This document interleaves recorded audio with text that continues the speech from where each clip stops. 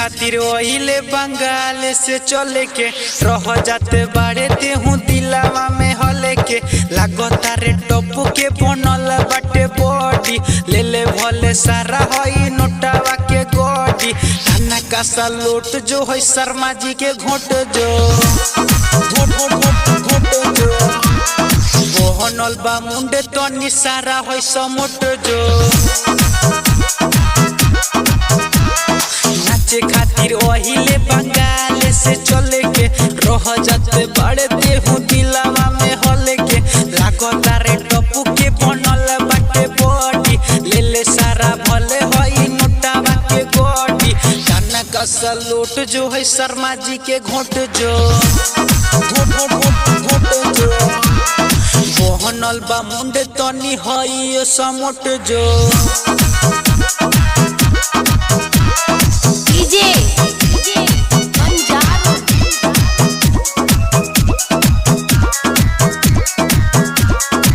चढ़ली जवानी जियान होई रे भले के लगले बिहान होई रे चढ़ली जवानी जियान होई रे भले के लगले बिहान होई रे थाना का सलूट जो है शर्मा जी के घोट जो बोहनल बा मुंडे तनी सारा है समोट जो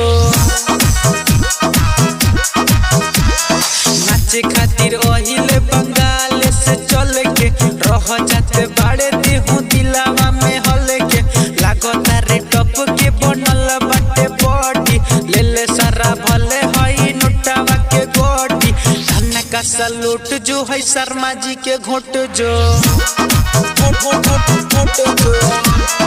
बोहनल बा मुंडे तनी सारा है समोट जो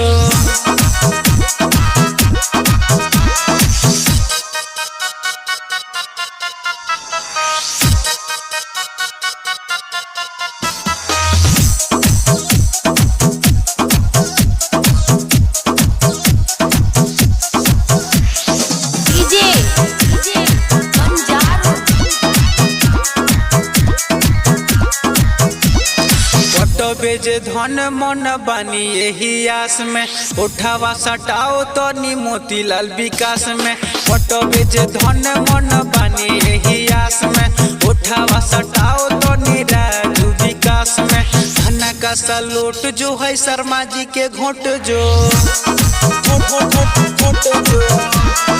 बोहनल बा मुंड तनी हई समोट जो नाचे खातिर ओहिले बंगाल से चले के रह जाते बड़े देहू दिलावा में हले के लागता रे टप के बनल बाटे बॉडी ले ले सारा भले हई नोटावा के गोडी थाना का सलूट जो है शर्मा जी के घोट जो बोहनल बा मुंडे तनी हई समोट जो।